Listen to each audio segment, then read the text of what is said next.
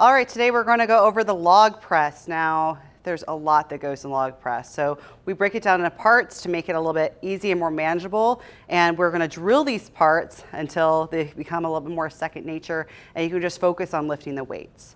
All right, so you can use bumper plates or crash pads here with normal plates on it. But that's going to elevate the log to a height that's more normal in competition. It's just like a barbell being on the floor with no weights on it. That's not very fun to lift. So this will be in a better position. Now with the log, you always want to start with the handles down. All right? They don't need to be straight down like this, but they're definitely not going to be up. This is not a very strong position. We want here. Now that means that the log will probably be in contact with your wrist right here. So wear wrist straps or elbow sleeves down low, because you definitely will get bruised up. But if you are, that means you're doing it right. So that's good. Okay, we want contact there. It's not very comfortable. I promise you'll get stronger. So first, we have to pick up the log. Now you'll see a lot of people just pick up the log and put it on and then clean it up like this. I personally don't like that, especially for beginners. Now, if you're more advanced, you can definitely just lap the log right away and make it, actually look better than what I just did before. But most beginners can't. Okay, so until you're strong at breaking down the lifts, I believe you should do it the way I'm about to show you now, which is first deadlift the log, or more like an RDL. So with the handles down, you're gonna take a big brace, squeeze your lats, butts up high. We're not squatting it up, butts up high, and stand up with it. Now notice how the handles are still slightly pointed down. We didn't revert to this, still contact. All right, so that was it. So you can do a few, RDLs like this, get used to it.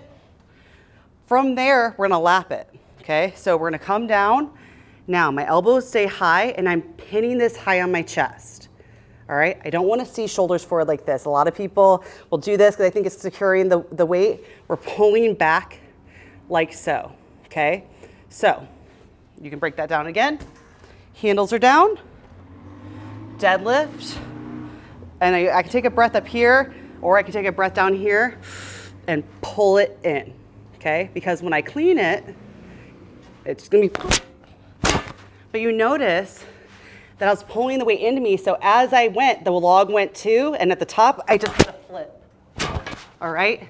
A lot of people will not have it tightened in, and they will go like this, and they have to curl it up. That's definitely not efficient. One, you're gonna tear your bicep. Two, by the time you get it to the rack position, you're gonna be exhausted. So, from the side, that'll look like pinning, and like that, in slow motion. In fast motion, I'm pinning it to me, which takes me to the rack position. The rack position, this is a big log. And now if you even have a bigger log, like a 12-inch, that's even further from you. So, log is way bigger than a barbell. And so you wanna create a lot of surface area. Now, if you're not a huge Thor or Eddie Hall, you're not gonna have that much space up on your chest, but it's important to make as much space as possible. You wanna have your glutes squeezed. You want your elbows up high, getting a little bit of T-spine. I'm looking straight up. Log is making contact with my throat. It's not fun, but if you can't see the ceiling, you're probably a little bit too far forward, and that's not a strong position to press the log, especially because when we dip, the log tends to want to droop us down anyway. So we want to be vertical. Create a lot of surface area, create tight lats. Okay, so create tight lats, we squeeze elbows in, and when you dip down, those elbows should not move. Okay, if they're not tight or you're a little bit too far forward, they're gonna dip down, and maybe with lightweight you can get the lift, but once you actually get to like working weight, definitely not. So we want to be efficient with it. So I'll show you that, and then from there, you're going to press the log the way that you're strong at, whether it's strict, which hopefully eventually get past that and you can do a push press, push jerk, or a split jerk. But those fundamentals of cleaning the log and getting the rack position stay the same, and then in any kind of dip, keeping those elbows high. So let me show you that rack position now. Okay, handles down, deadlift, lap, pull in, clean. So my throat, it's against my throat. My elbows are up high. I'm gonna dip and drive up, okay? Just how I normally would with any kind of neutral grip press. Come down, recover. It's to my throat. Now I'll show you if my elbows dip down. Okay, a lot harder. If you noticed, everything came down and then I started to press it out like that. Now, the logs, we have a little bit less range of motion because it's so big, it's already high up, we just have to boop and bring our head through.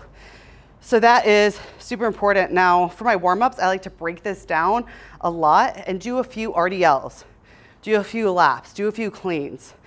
If you are not strong in that, in the rack position, what I would do is do a few holds like that.